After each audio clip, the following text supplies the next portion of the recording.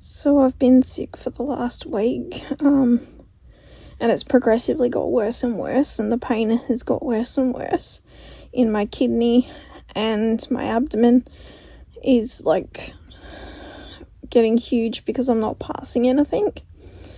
And so I was advised to call the nurse on call or use the virtual emergency. So I used the virtual emergency, and once I gave them the details of what was going on and my underlying genetic condition, I was advised that I needed to attend the emergency. So last night, that was the decision, was that we couldn't continue on at home anymore because I'm not able to pass anything.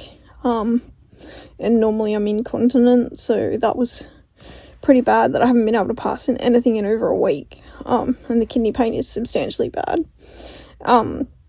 So last night we talked it through, and I've had very little sleep due to the pain and one thing and another, and I said I would go to the emergency this morning. So I attended the emergency this morning, and I spoke to the triage nurse, let them know that I'd been on the virtual emergency and that it was advised that I came in, and I explained why I was coming in, what was the reason. And they called my name, and I ended up out the back, and I was put into a cubicle without a working computer, and there was like blood on the bed and everything. So I was like, I'm not going to sit in someone else's blood. I don't know whose blood. And then obviously there was a problem with like doing the records and all of that because, there was no working computer. And so they said they didn't have another cubicle where there was a working computer. So as a result, I was told basically, because we don't have another cubicle with a working computer, and our hospital is just like, we're working way above capacity, we're just going to send you home, and you need to call the nurse on call again or use the virtual emergency again, and they'll give you instructions as to what to do, and they better find some other instruction to provide you than to return to the emergency. So I don't know how that's going to work, because I feel like if I call the virtual emergency, they will just say the same thing. You need to return to the emergency and get seen. So I don't really see how that's going to change, because if I can't pass anything and I have tremendous kidney pain and it's setting off my heart defect to play up and causing me to have significant heart issues, it's not something we can treat at home. It's gone beyond that. I've tried putting stuff in the water that I'm having to try and see if that will get anything going, and nothing is going. So I feel like we'll just ring the virtual emergency to just be told, you need to return to the emergency, and if I return to the emergency, they'll just keep doing it.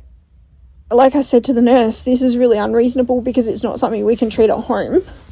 Like we've shown that. Now we need some support in the emergency and some help with some doctors. And she just kept saying, we're never going to get to that stage where, you can come back through us and get anything done, or through an emergency. You need to have the nurse on call or the virtual emergency. You need to have them make a plan for you to remain at home and do something at home. But I feel like this is well beyond it. And they know that. That this is completely out of line when you've got the nurse on call and the virtual emergency telling you that you have to go in, that this is not something we can manage at home, making a further call to each service and speaking with a fresh nurse for the same exact issues is not going to yield any fruit. This is not something we can treat at home. This is something that needs to be treated in a hospital, and it's not being. So that's not very good at all. So, I can hardly walk. It's, not okay. And so because all of the current problems that are sending me to the emergency stem from not having a working feeding tube and feeding tube supplies and service, it means that I'm turned away from every other emergency and sent to the Royal Melbourne, since they're the hospital that put the feeding tube in. They're responsible for it, and they're responsible for my health. That's what every other hospital tells me, is that ultimately they can't do anything because it falls to the Royal Melbourne to do anything, because they're the ones that put the feeding tube in. And all of my issues that I'm currently facing are literally stemming from not having a proper feeding tube. I can't even lay down. I have to sleep sitting up, and I have to remain sitting up day and night, or I inhale onto my lungs whatever I've tried to eat and drink. So it's not safe for me.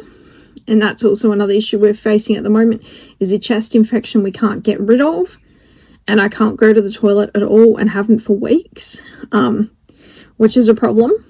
And I think the bowel is so backed up now that it's actually pressing on the bladder and not allowing me to urinate. And so that's where we're at. And realistically, there's not a fix for these things at home.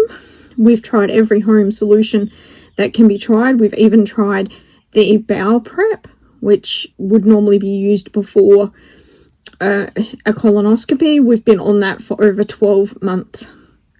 If it was going to work, it would have already worked. So yeah, it's pretty disheartening.